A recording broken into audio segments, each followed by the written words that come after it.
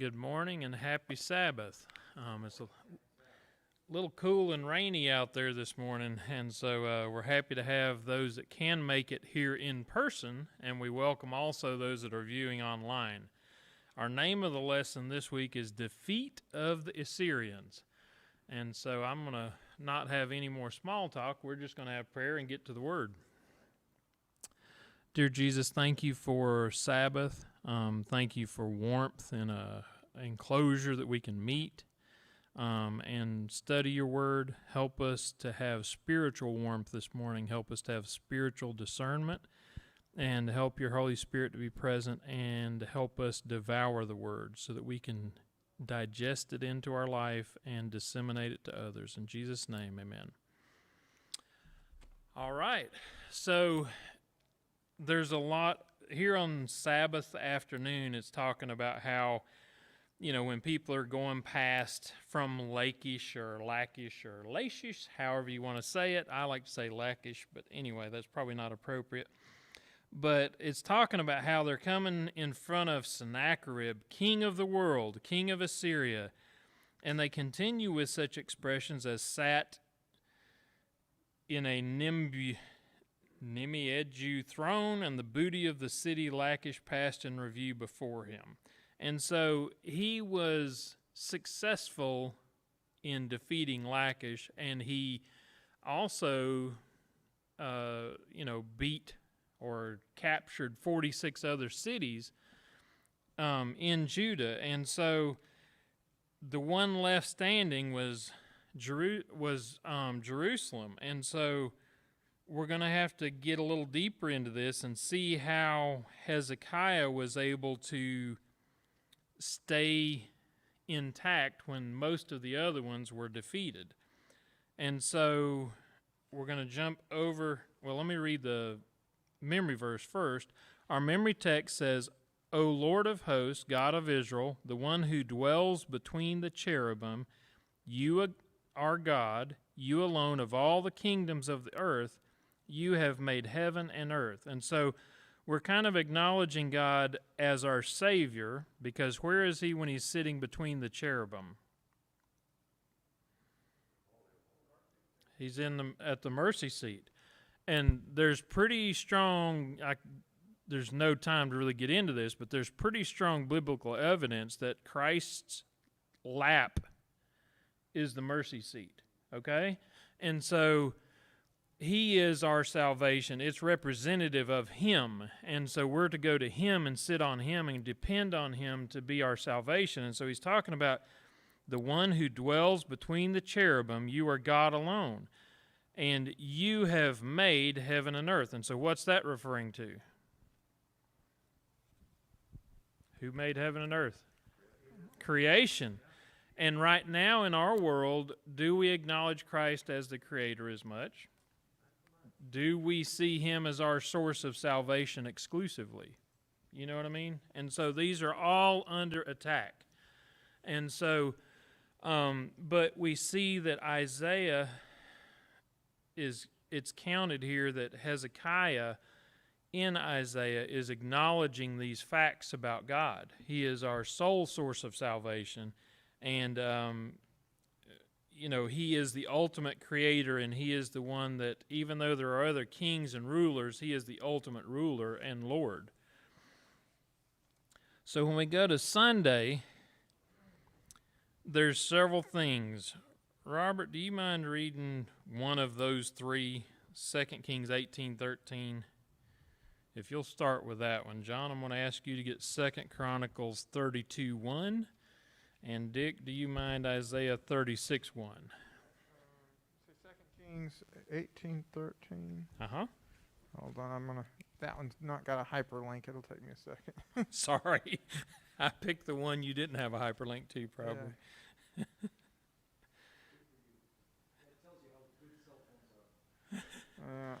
2 Kings 18:13. Yes, sir. Okay. Now in the 14th year of King Hezekiah did Sennacherib, king of Assyria, come up against all the fenced cities of Judah and took them. All the fenced cities of Judah and took them. All right, John Boy. After these things and the establishment thereof, Sennacherib, king of Assyria, came and entered into Judah and encamped against the fenced cities and thought to win them for himself. Who was he wanting to win them for?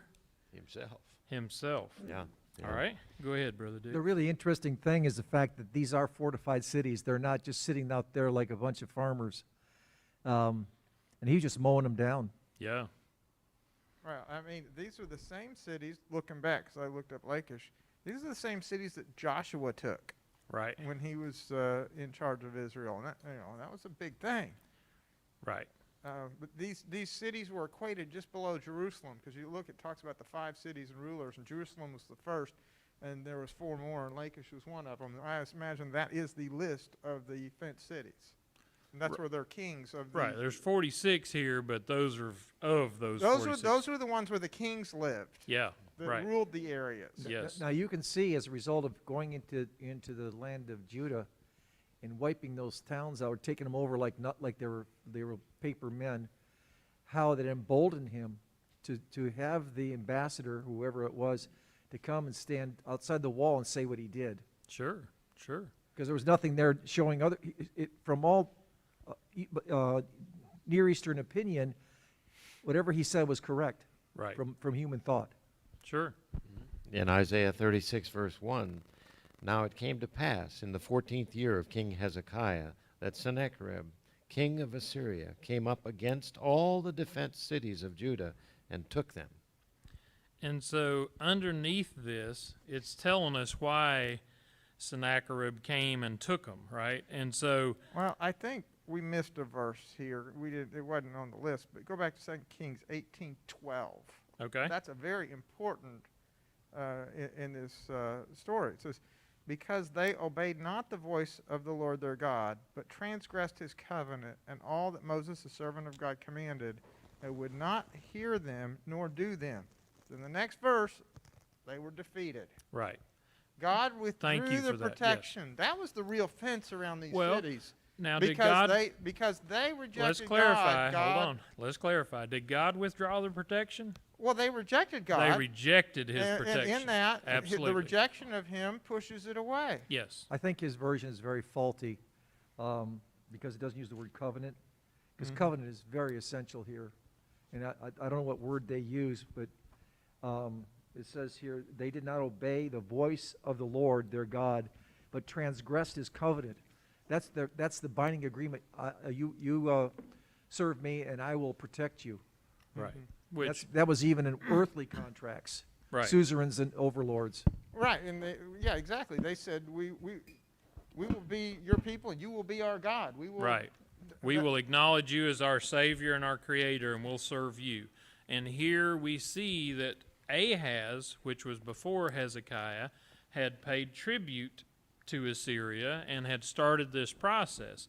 And when we're looking at what Hezekiah did, when Sennacherib's father was killed on a far battlefield, he looked at this as a potential opportunity to get out from under that dictatorship or subservient position to Assyria, and he saw this as a weakening. And so he took aggressive action as the ringleader of an anti-Syrian revolt among the small nations in his region.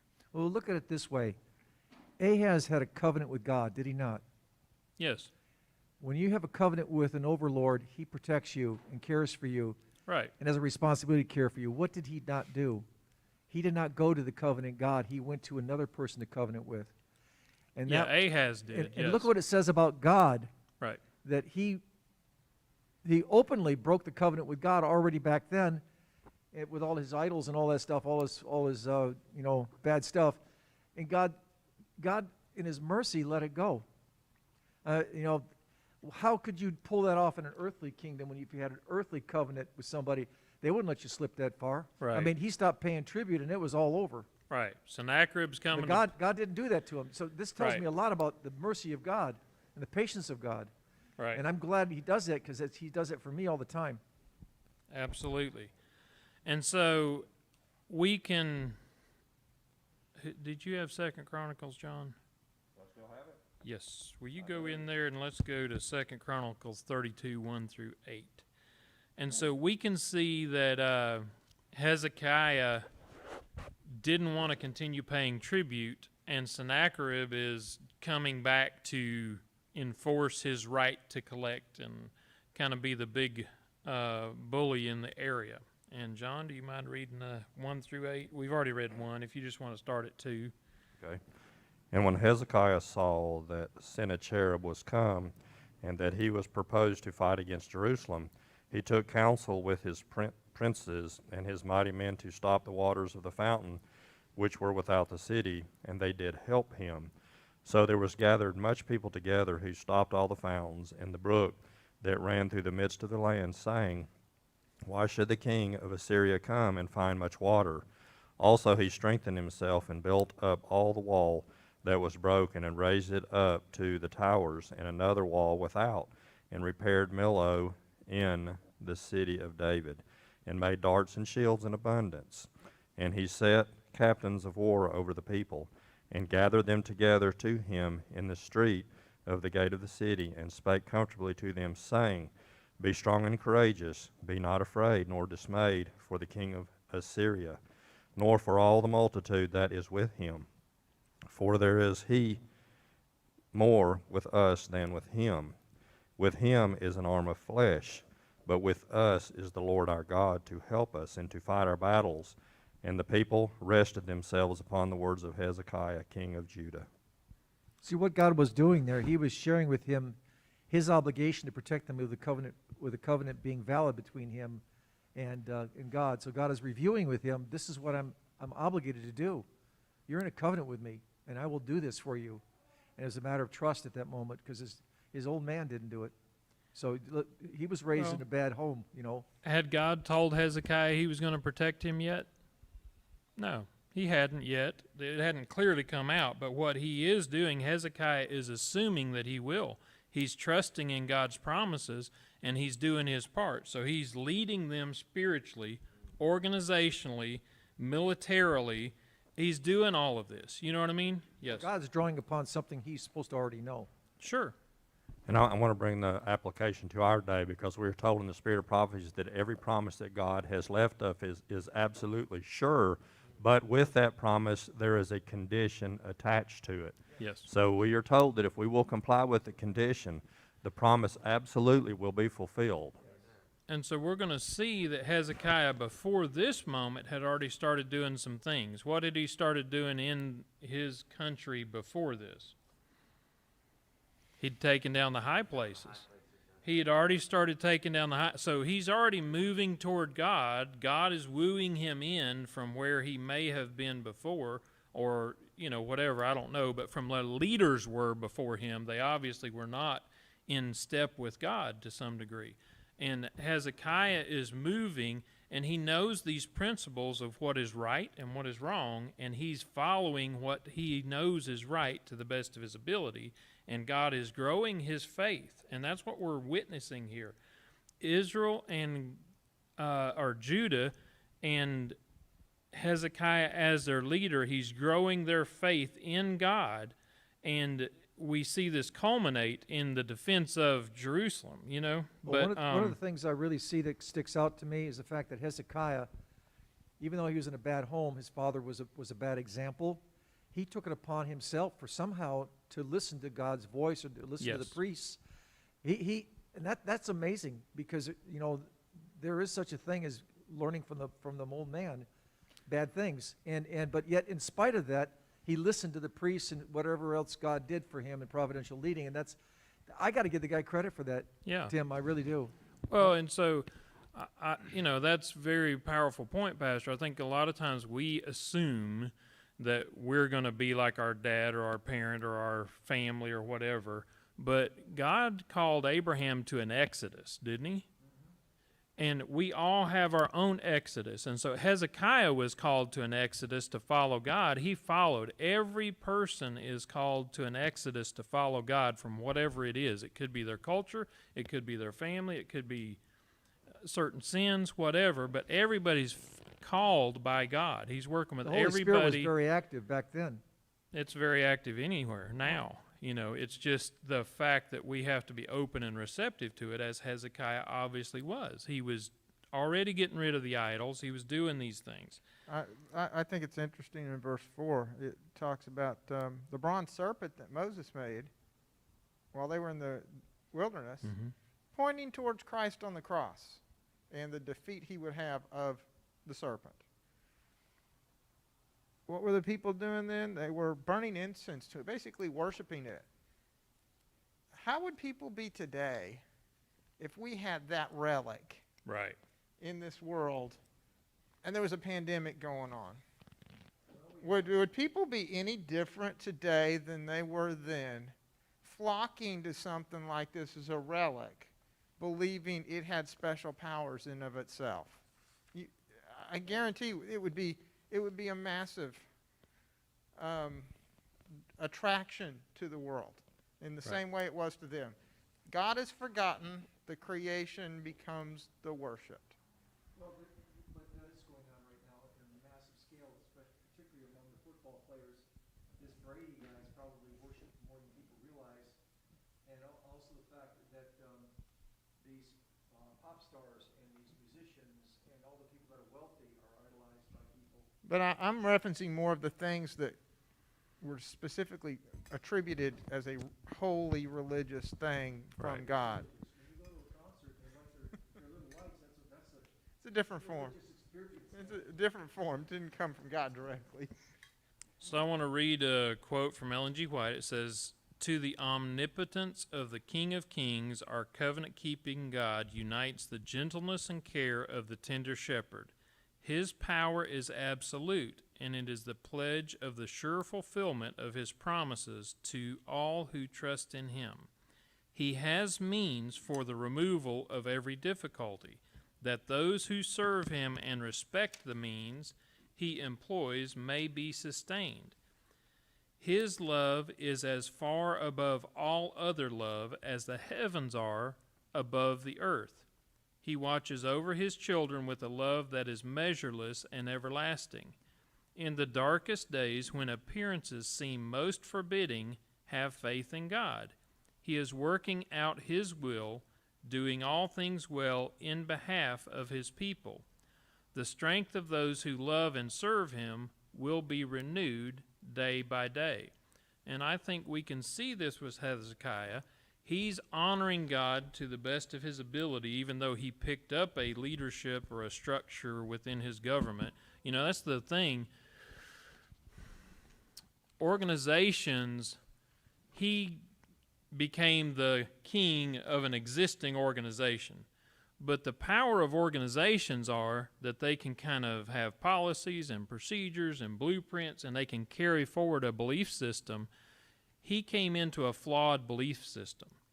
Yet, instead of just following blindly after that organization that was set up before him, he tried to make it true to God as best he could, from what we can see. And so he had already started that. And this is just a continuation of that. And when we go to Monday, we see that the Rabushka, or however you say it, came and started making fun of him. So let's go, John, if you'll stay in 2 Chronicles. I think you had 2 Kings, Robert. Will you go to 18:17 to 35? Sure. And Dick, will you do Isaiah 36, 2 to 20?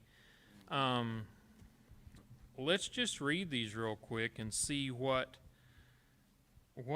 is being said. And we may not read all of it. 36.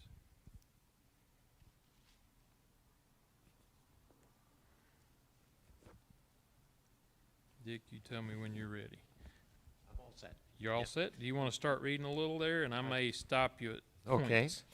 And this is Isaiah 36, beginning with verse 2. "And the king of Assyria sent Rabshakeh from Lachish to Jerusalem unto King Hezekiah with a great army, and he stood by the conduit of the upper pool in the highway of the fuller's field. Then came forth unto him Eliakim, Hilkiah's son, which was over the house, and Shebna the scribe, and Joah, Asaph's son, the recorder. And Rabshakeh said unto them, Say ye now to Hezekiah, Thus saith the great king, the king of Assyria, What confidence is this wherein thou trustest? I say, sayest thou, but they are but vain words. I have counsel and strength for war. Now on whom dost thou trust, that thou rebellest against me? Lo, thou trustest in the staff of this broken reed, on Egypt, whereon if a man lean, it will go into his hand and pierce it. So is Pharaoh king of Egypt to all that trust in him.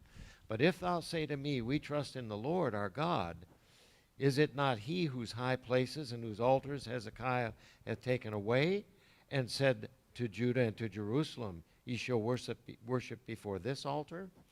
Now therefore give pledges, I pray thee, to my master the king of Assyria, and I will give thee 2,000 horses, if thou be able on thy part to set riders upon them. How then wilt thou turn away the face of one captain of the least of my master's servants, and put thy trust on Egypt for chariots and for horsemen? And am I now come up without the Lord against this land to destroy it?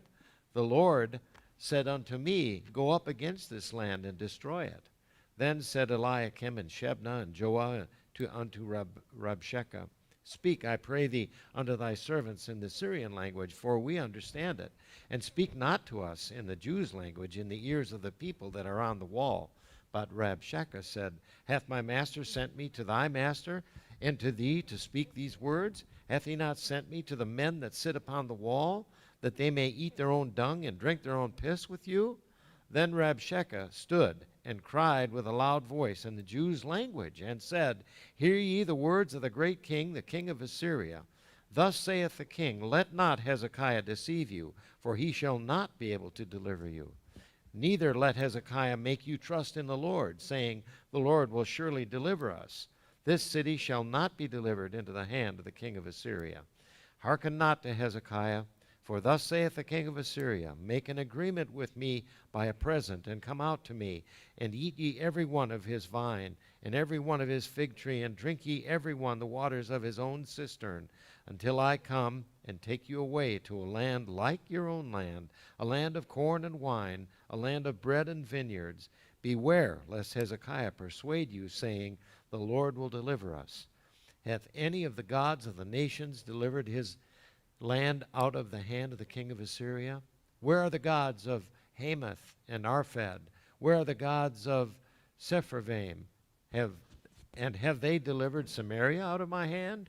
Who are they among all the gods of these lands that have delivered their land out of my hand, that the Lord should deliver Jerusalem out of my hand? Thank you, Dick. Kind of braggadocious. There's several big points in there, don't you think? Oh, yeah. Yeah. And so what jumps out the most to you, Dick? You go strong. Well, like I said, he's rather braggadocious. They said, there's no God strong enough to resist the king of Assyria and our forces. There's no God. Yeah. There's no other kingdom locally. Yeah. I'm it. Egypt ain't going to help you. Egypt's not going to help you. Yeah. They're going to pierce your hand if you lean on them. You know what I mean? Yeah, right. I mean, no help. You can't even put 2,000 riders on the horses. If I give you the horses, you can't even provide trained men to ride them. Yeah. Okay? Yeah. So he's really, is this mostly true? Yeah. It's mostly true. Mostly true. The part that his point is here at the end is, what is he saying? Make an agreement with me. I will give your land and your vines and your vineyards and all of this. Yeah. Now, did God promise the Israelites land and their own vineyards and their descendants? Was that part of the promise when they came into the promised land? That was part of the deal. It was. That's right. This is so much like Satan. Yeah. Because Satan wants us to get the things God promised us in an illegitimate manner. Yeah, and notice that he was going to take them away to a land. He was going to take them out of there. Right. Yeah. But he promised them the same things God had promised them as Israelites when they came into the promised land, but he's offering it in an illegitimate manner. This is no different than Christ when he was in the wilderness and he was tempted and he saw the kingdoms with all the world, the kingdoms with Satan, and Satan said, you can have these. Now, was God going to give those to Jesus? Well, the was. problem with But that is not that- Satan offered it in an illegitimate manner. but the problem is not just that it's illegitimate in the manner. It legitimizes his claims for you to accept it. Sure, It sure. makes him You're saying this is now my God. exactly. If you look at this from a cosmic conflict perspective, the devil was really jubilant over the fact that he was taking God's people back out of the promised land. And he had a great sense of pride and said, my plan is working. So what was his motive to do that? He wanted to get back and to take out the bloodline of Jesus. Well, Right. but This but, is He a- didn't this is want really the what it's all about. deliverer to be able to deliver. but Right. see, he didn't do this before because all the kings that came before this were wicked and were basically, Satan was controlling the Israelites, and he didn't need to attack them because Right. they were already under his, bondage, if you want to say, through that conflict. Now Hezekiah comes along and says, wait a second, we need to turn back to God, and we Right. need to repent and all this stuff. So he no longer has the influence that he had, so he's Right. coming at him from a different angle. Well, multiple angles, right? Right, Multiple but angles. In other words, this And so- didn't happen before this because he didn't need to do it. Right. But the Rebushka's crowning point is about 18. Says, beware, Isaiah 36:18. Beware lest Hezekiah persuade you, saying, the Lord will deliver us. Hath any of the gods of the nation delivered his land out of the hand of Assyria? And he just goes through. And no, they hadn't. You know what I mean?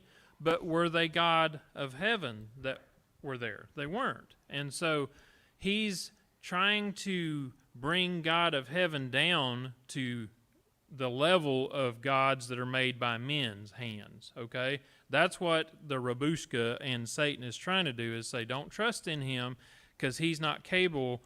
He didn't save any of these other nations when they trusted in their gods. The one thing that really pops out at me is the fact that you have Hezekiah, kind of a reformer, wouldn't you say? Oh, definitely. He's the king, okay?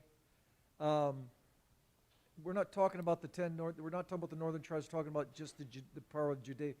You have the situation where his influence was not accepted, it seemed, when it came to relating to God. Maybe as an earthly king it was accepted, a secular mentality, but as far as his, you always see that the king brought the country down. He was a bad king and the country went to pot. He put in the idols, he put in all this. But there was kind of a reform. His attitude was such, but the people chose not to follow that, and that's a sad thing. Well, His leadership, he's the guy calling the shots. Right. They didn't follow his example and it wasn't just his example, it was about what reality really is, covenant God.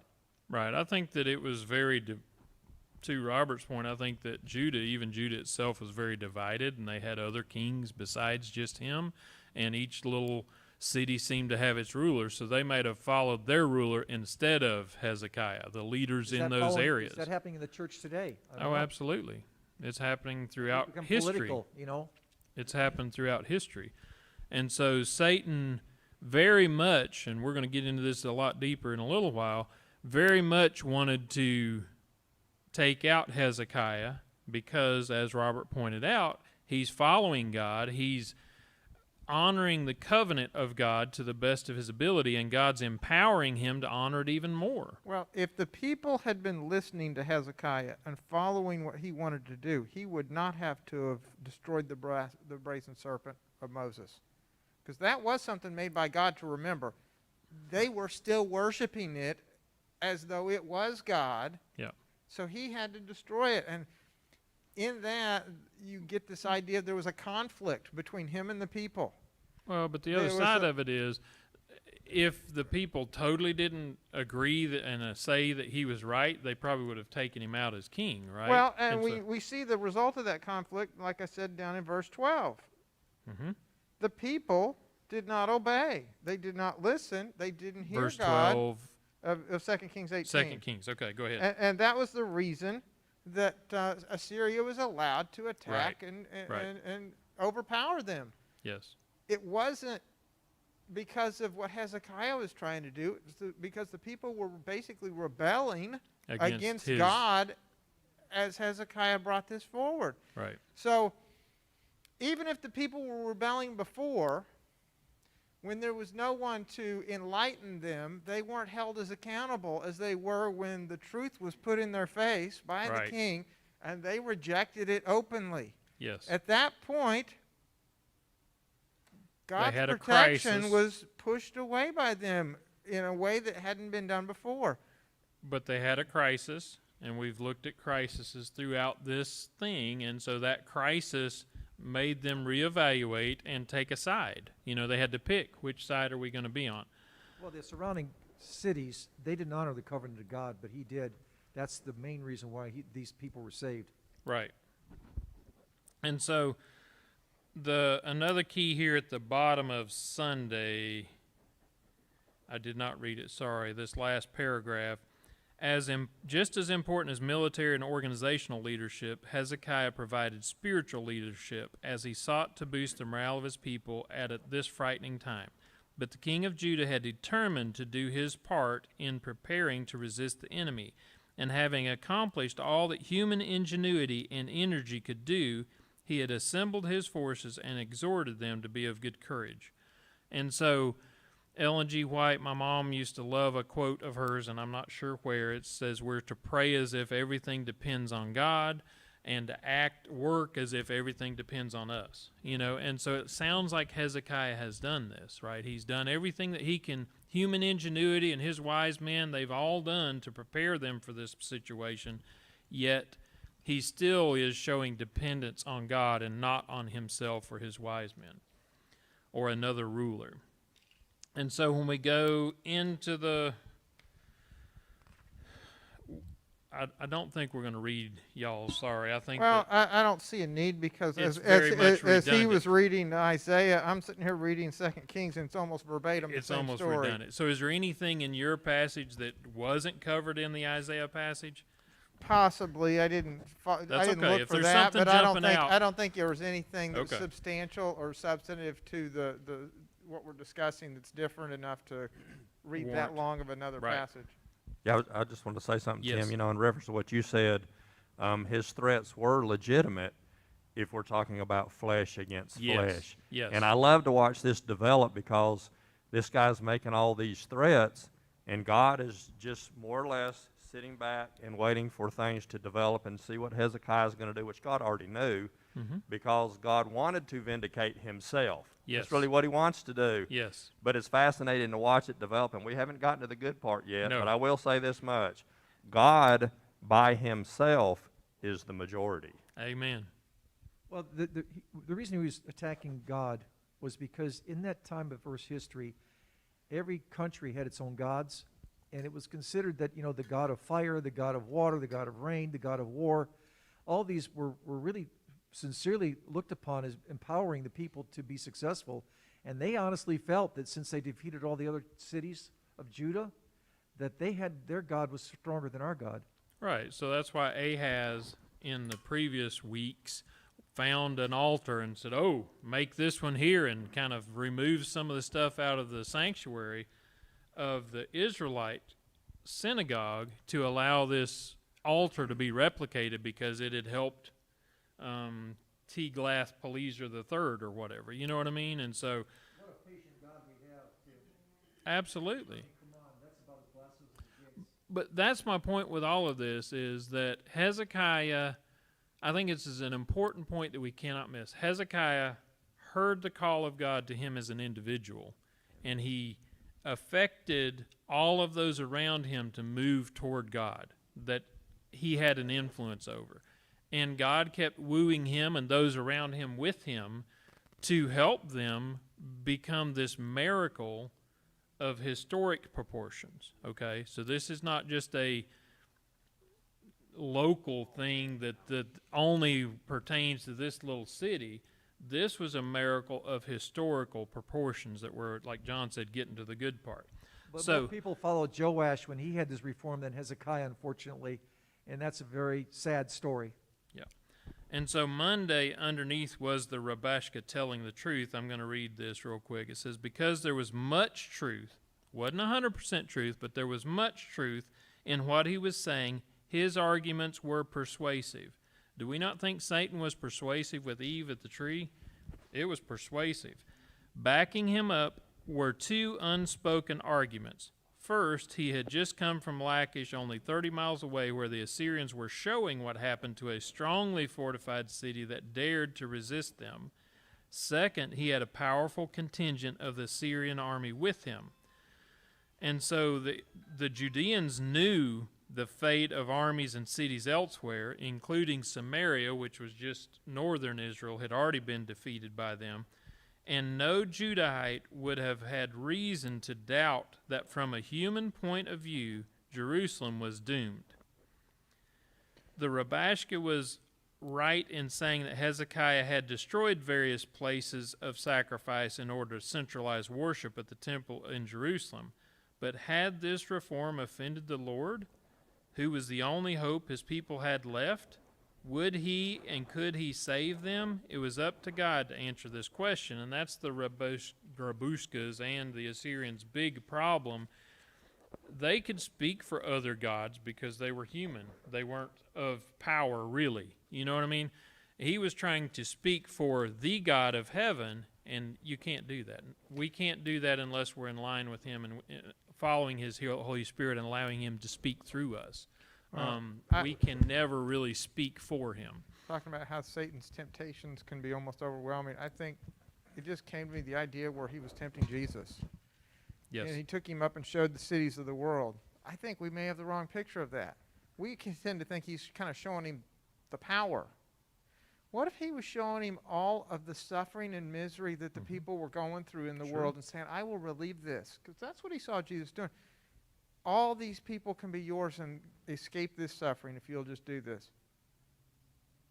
Maybe that's the temptation that we didn't see.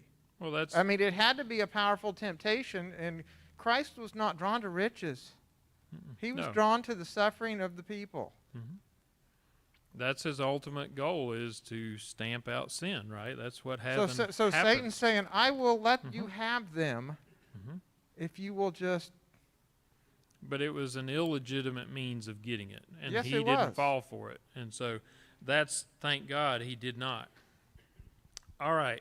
So how did this clever oratory of the Rabushka affect Hezekiah and his officials? And I'm just going to go on into Isaiah 36:21 and into the beginning of 37. But they held their peace and answered him not a word, for the king's commandment was saying, answer him not. So they did follow Hezekiah here. They're in step with him at this point. Then came Elkiam, the son of Hilkiah, that was over the household, and Shebna the scribe, and Joah the son of Asaph the recorder, and Hezekiah with their clothes rent, and told him the words of the Rabushka. 37:1, and it came to pass when the king Hezekiah heard it, that he rent his clothes, covered himself with sackcloth, and went into the house of the Lord. And he sent Elkiam, who was over the household, and Shebna the scribe, and the elders of the priests, covered with sackcloth, unto Isaiah the prophet, the son of Amoz. And they said unto him, Thus saith Hezekiah, This day is a day of trouble, of rebuke, and of blasphemy, for the children are come to the birth, and there is no strength to bring forth. So we're at birth, but we can't deliver the child because we don't have the strength. It may be the Lord thy God will hear the words of the Rabushka, whom the king of Assyria his master has sent to reproach the living God, and will reprove the words which the Lord thy God hath heard. Wherefore lift up thy prayer for the remnant that is left. And so his first order was to have his leaders, a lot of his leaders, go to Isaiah the prophet and ask him to pray to God. That's one step. So the servants of King Hezekiah came to Isaiah, and Isaiah said unto them, Thus saith ye unto your master, Thus saith the Lord, Be not afraid of the words that thou hast heard, wherewith the servants of the king of Assyria have blasphemed me. Behold, I will send a blast upon him, and he shall hear a rumor, and return to his own land, and I will cause him to fall by the sword in his own hand. And so we go to Thursday, and it's talking about in sickness and in wealth. Well, let's not go there yet. Sorry, I don't want to go to Thursday yet. Sorry, I'm skipping. Shaken but not forsaken. This is Tuesday's lesson. And so they were shaken to the core and mourning and distressed. Hezekiah turned to God, humbly seeking the intercession of Isaiah, the very prophets whose counsel his father had ignored. So he's obviously going against his father, what his father had done. And then God answered, "Do not let your God on whom you rely deceive you by promising that Jerusalem will not be given into the hand of the king of Assyria." So after they had the rumor that they were another king was rebelling or whatever, and they're going to leave to go deal with that, he sends them a second message. The Assyrian king sent him a second message saying, "Do not let your God on whom you rely deceive you by promising that Jerusalem will not be given into the hand of the king of Assyria. Have the gods of nations delivered them?" And they had. And so let's look at Hezekiah's response now. He's already sent his leaders to Isaiah. They've donned their cultural appearance or process for grief. I had I wouldn't say a close acquaintance, a guy that I know pretty well is a presenter on grief. His name is Bob Willis, and if you look at what's the little store does all the whatnots? Women, you can help me. Huh? It's a store that you go and buy tons of stuff for your home. I can't not think of the name of it right now. Not Kirkland's. It's a Christian store. Hobby Lobby. So Hobby Lobby. Yes, Hobby Lobby. That's it. So Bob Willis does a heart. He's a sculptor, and he talks about a broken heart and how he'll come and do a presentation on grief, and I honestly don't know if he's alive. I've emailed him and reached out to him over the past couple of years, and I don't know. I've not gotten responses. I was trying to get him scheduled to come and do a presentation on grief at our hospital, and I have not heard back from him, so I don't know the status of Bob Willis. But Bob Willis was a pastor, evangelical Baptist pastor, mostly here in Georgia or Eastern Kentucky or Tennessee, and then was called to a pastorate in Oklahoma. And he was at a Baptist church in Oklahoma City, and during these times he had served as a grief coordinator for hospices and a chaplain for hospices. And so he kind of had this dual pull. He loved being a minister, but he also loved ministering to those that were grieving. And when he went to Oklahoma, he said it was just as if God spoke to him. When the bombing of the Murrow building went down, he just said, "I knew then I couldn't focus on pastoring anymore. I had to focus on grief," because that was such a tremendous insult, and so many people were grieving in that community. That's what he did for the rest of his career. And so he does a sculptor. He's a sculptor, and he'll take a block of clay that's just square, and within 2 hours, that thing is a massive heart. It's got a Band-Aid on a broken part, and those are sold at the Hobby Lobby. And he does a wonderful ministry, and I love to hear him speak, and I've heard him several times over the years and invited him to different situations that I was involved in, and got to know him a little bit. And he's one of the preeminent grief counselors in America. Like, he's respected and well-known and well-written. And his point is that grief, if we look at grief biblically, if we're internalizing grief, we're not ever going to really express it or get rid of it.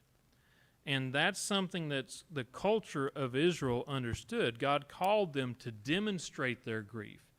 And so this is grief gone public. And so when he says in the Beatitudes, Bob Willis always said that God said, "Blessed are those who mourn, they shall be comforted." He said that's grief gone public, when they're mourning and others can see it. And so I think this is a huge principle that even Hezekiah is right on his grieving, okay? He's following the biblical model. It's grief gone public. He's mourning to God and asking him for intervention. and God can honor it. And so I think when we hold our grief in and we don't share our hurts with others, then we have less opportunities to heal. Hezekiah then takes the message and lays it out in the sanctuary again in front of God and says, here's what I've been told now. Help me. And so, go ahead. Well, also in his prayer, I think there's a lot of people have a misunderstanding of verse 17 in Isaiah 37. It says, incline your ear, O Lord, and hear. Open your eyes, O Lord, and see. That is not implying that God is not watching or hearing all the time. Right. He's contrasting the description of an idol. In another verse it says an idol is an object that has ears that do not hear and Right. eyes that do not Right. see. Agreed. He is saying God is not an idol. Right. He is a living God. He created all things, and he is involved in all things. That's really what he's saying in that. He's not Yes. saying that that he's asking God to open his eyes and open his ears. It is a statement Right. to those that are listening, like you're saying with the grief, that God is alive and involved. Yes. And he's demonstrating it too with the act of taking it and putting it out in the synagogue before him. His actions, his words, he's congruent. He's doing this, and he is showing true faith that God will intervene. You know what I mean? I mean, he contrasts that in verse 19 where he's talking about they were just, they were Right. chopped up, thrown in the fire, and they were just the work of man's hands, wood and stone. That's the idols that are talked about in another place that says they have eyes that do not see and ears Right. that do not hear. They are nothing more than a man's handiwork. Wood and stone that burns up. Yes. And so let's go on into below that 17 and 19. Let's go to Isaiah 37:21. And so this is Isaiah's prophecy after this second message against Sennacherib. Then Isaiah the son of Amos sent unto Hezekiah, saying, Thus saith the Lord God of Israel, whereas thou hast prayed to me against Sennacherib king of Assyria. This is the word which the Lord hath spoken concerning him. The virgin, the daughter of Zion, hath despised thee, and laughed thee to scorn. The daughter of Jerusalem hath shaken her head at thee. Whom hast thou reproached and blasphemed, and against whom hast thou exalted thy voice, and lifted up thine eyes on high?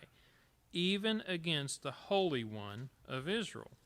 And so it's not just that he's attacking Israel, he's attacking God directly. Yeah. So by thy servants hast thou reproached the Lord, and hast said, By the multitude of my chariots I am come up to the height of the mountains, to the sides of the Lebanon, and I will cut down the tall cedars thereof, and the choice fir trees thereof, and I will enter into the height of his border, and the forest of his Carmel. I have digged and drunk water, and with the sole of my feet have I dried up all the rivers of the besieged places. Hast thou not heard long ago that I have done it, and of ancient times that I have formed it? Now have I brought it to pass, and that thou shouldest be to lay waste defenced cities into ruinous heaps. Therefore their inhabitants were of small power. They were dismayed and confounded. They were as the grass of the field, and as the green herb, as the grass on the housetops, and as corn blasted before it be grown up. But I know thy abode, and thy going out, and thy coming in, and thy rage against me. So it's still, he recognizes that it's not just Israel that he's raging against, it's God. Well, this is the background of the cosmic conflict. Yes, because Satan is working through Jesus Assyria. says that we fight not against principalities and powers. It is against the darkness, and they're attacking him through us. Yes. We are not the object. They were not the object. Right. The object of this whole thing is Christ and Satan, Yes. and the lies and truth between them. Right. 29 goes on to say, Because thy rage against me and thy tumult is coming up unto my ears, therefore will I put my hook in thy nose and my bridle in thy lips, and I will turn thee back by the way which thou camest. So what's a hook in the nose? I think of a bull ring. If you've ever worked around bulls, that's something that's remarkably useful when you need it. Like when a bull kind of gets off the chain and they're very powerful, remarkably large and powerful.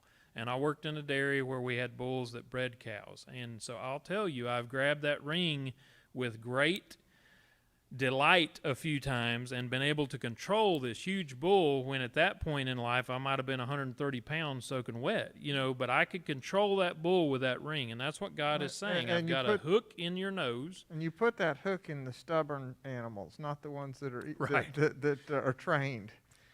And I used to work with a guy that would buy troubled Tennessee walking horses. And so he was the boys' dean at my school, and on the side, me and him would try to train these horses. And we had several that Tennessee walking horses, they're very demonstrative with their walk, okay? They're very demonstrative and very beautiful when they would do it right. And a lot of these horses had toughened their mouths because people didn't use the bridle right and didn't use the bit right, and so they wouldn't walk in the way that they should walk when they're in presentation.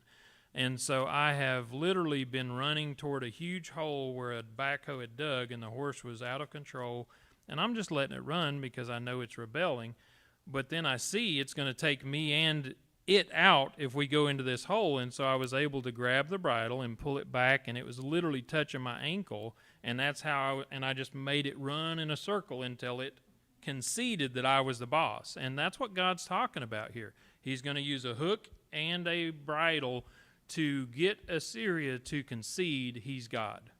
Well, that's not his preferred method, but that's what it's resulted to because of their rebelliousness. And what does it usually take? It takes the animal to become exhausted. Right. Before. That's what the horse it was in a lather, you know what I mean? And so 30 says, "And this shall be a sign unto thee. Ye shall eat this year such as groweth of itself, and the second year that which springeth up of the same. And in the third year sow ye and reap and plant vineyards and eat the fruit thereof. And the remnant that is escaped of the house of Judah shall again take root downward and bear fruit upward. For out of Jerusalem shall go forth a remnant, and they that escape out of the Mount Zion, the zeal of the Lord of hosts shall do this. Therefore thus saith the Lord concerning the king of Assyria, he shall not come into this city, nor shoot an arrow there, nor come before it with shields, nor cast a bank or a breach to breach the wall against it. By the way that he came, by the same shall he return, and shall not come into this city, saith the Lord. For I will defend this city to save it for mine own sake." Now Assyria, when Dick read it, they were capturing the 46 cities for his purpose, because he wanted it. Here God is saying, I will defend this city to save it for mine own sake and for my servant David's sake. And it's as you were bringing out, Robert, it's about his character and his goodness that he's going to do this. You know what I mean? It's demonstrating his love for his people that he's doing this. "And when the angel of the Lord went forth and smote in the camp of the Assyrians 185,000, and when they rose early in the morning, behold, they were all dead corpses. So Sennacherib, king of Assyria, departed and went and returned and dwelt at Nineveh. And it came to pass, as he was worshipping in the house of Nisroch, his god, that 2 of his sons smote him with a sword, and they escaped into the land of Armenia. And another of his sons reigned in his stead." Sorry, I'm wimping out. That's a lot of people even today. Yes. Yes. That's a huge army, 185,000. Yes. Now, apparently some were alive to tell the story or something, because some arose early. But Right. but Maybe sounds not like all of them, but maybe the commanders or something. Who Right. knows? But there was enough left to tell the story and to realize we're out. and enough were gone that there was. They weren't going to come and devastated. attack Jerusalem. Yes, Jim. Yeah, and God saved Sennacherib. He wasn't killed during that night. Right. 5,000. On the way back, given him a second chance. Another opportunity. Yes. But it reminds me of Pharaoh. Because when he got to his place and he wanted, Nineveh, he went and worshipped his idol, his God. Yes. Instead of the true God. Yeah. And that's the part that we have to be sensitive to. Yes, Assyria was following a lot of non-biblical principles, right? They were following a lot of satanic impulses probably. But they're still children of God, right? And so he's working with them as well. And so at this point here somewhere, I'm getting all between the text and the lesson, we're getting off whack. I'll be duplicating stuff and all that. I think because we have this story, the Israelites or that followed Hezekiah, they had to have learned a big lesson in this too. To know how many there were and to deal with this, they most likely had to go clean it up and bury them. Right. That would not be trivial with 185,000 Right. people. So, I mean, that would continually implant into their Yes. minds as you see the scale of this and what God did for them.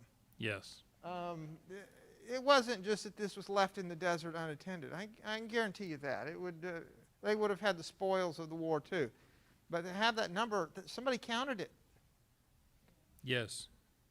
It was, I mean, we can't imagine That was a huge scale, no doubt. digging 185,000 graves and burying these, and they must have. I doubt they were individual. I bet they were mass. Probably, but you get the point I'm saying. Yes, I mean, do. the Israelites, God used this for two purposes, I'm sure. And so we know that after this, when Babylon came, God was saying, well, at the end of their visit, of Babylon's visit, Isaiah came and said to him, they're going to come and take all that you've shown. And he kind of didn't glorify God despite this seminal victory that he had had. He didn't give them the promise after the victory. He gave them the promise before it came. Then it came. Then they had to, of course, it doesn't say that, but I'm sure they had to clean it up. And that promise, I guarantee, embedded into their minds. Right. The fulfillment of it. But when So Babylon then the came rest later, of the promise. when Babylon came later to Hezekiah to see his kingdom, that promise was not that implanted in his mind at that point. He said he did not glorify God. Yeah. Did he do this but to exalt himself in the eyes of the foreign princes? He did not stop to consider that these men were representative of a powerful nation that had not the fear nor the love of God in their hearts, and that it was imprudent to make them his confidants concerning the temporal riches of his kingdom. And that's what Ellen G. White says. Part of that is Babylon was a long ways Sure. from Israel. And they'd Far been enough, defeated I a don't bunch. think he perceived them as danger. Sure. In the same way, and he let down his guard. Yep. Just like But Eve did. Eve did pride get is close our to the biggest- tree. And Pride then, is our biggest risk, okay? And so God calls us to capture our thoughts. I mean, think about Why do we need to capture our thoughts?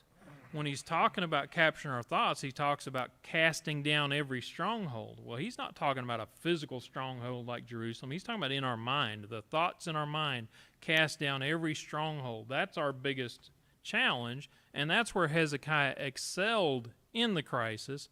After the crisis, he kind of had the deceleration all as well, and he had a little more self-confidence possibly. I don't know, but his pride got in his way, Ellen G. White says.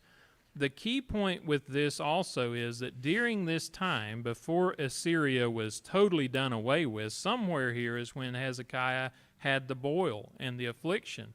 And it says that Satan wanted to get rid of him, much to your point, Robert, because he was following God. Satan didn't want him there. He wanted to get Hezekiah to die because then he knew he could overthrow Jerusalem. And to the pastor's point, to water down the bloodline or make the bloodline of Christ indistinct. And Ellen White says that very clearly. And so instead of allowing that, God, one, saved his reputation. He saved Jerusalem and the Judites that were the remnant. He also saved the remnant of the seed where Christ's lineage would come through. And so all of his purposes, he pulled it together. And it wasn't for our sake necessarily. It was for his sake, which we're the benefit of very frequently. And so Hezekiah and the Judites were very blessed because they relied on God. And he did save them, but I think it was ultimately for his character and his purposes, and they were the beneficiaries of it because they did follow and obey him. And so I think that when we look at what happens like on the British Museum wall where Sennacherib has his paintings, they say that supposedly he had a lot of paintings of Lachish because he didn't capture Jerusalem, and it's absent. And so even historical figures are saying that he didn't capture Jerusalem. We have the biblical account, but even historically they're saying he didn't do it. And when we look at how he ruled the known world, it's evidence that the only way they didn't get taken is because of God's intervention. Well, I mean, of course, the Old Testament is just full of the stories of Satan trying to get people to turn so far against God that God will basically abandon them or destroy them or whatever. It came before the flood. I doubt that Sodom and Gomorrah would have been destroyed like they were if Lot hadn't have been there. Right. Satan was attacking them even greater to try to destroy Lot and his family and the influence they had. Right. If that wasn't part of the story, then we wouldn't know about it. Yes. And it's just over and over and over of Satan trying to draw God's people so far away that they would become absolutely under his control. Right. In the hopes that God would destroy them. He almost got it with the flood. Yes. He got it down to 8. And he saw that near success, and he kept repeating those same patterns over and over, believing he might succeed someday. Right. Well, the pattern was set with Abraham. Covenant was made with him. So if Abraham messed up, that would have been a problem. But God knew Abraham wasn't going to mess up. Right. And so it's always been through Abraham's generations down. And, remember the first king was actually not a Judean. It was a Benjamite. Right. God, knowing in his providence that wasn't going to last, promised it to Judah Yes. as being the seed. So I'm so glad that God knows what's going on and I don't. Oh, and it's amazing in that, too, that when the decision was being made between Abraham and Lot, Abraham didn't make the decision to stay away from the cities. He gave Lot the choice. Right. You go here, I'll go there, or vice versa. Lot chose the cities, so Abraham stayed in the country. Yeah, but the promise was made to Abraham, not to Lot. No, but my point is, God intervened to keep Abraham out of the cities where we see the destruction came. We're over. Dick, do you mind having closing prayer for us? And I want to thank everybody for their participation. I just think this was a phenomenal lesson, and I wanted to get through as much of it as we could. So sorry I've kept kind of pushing.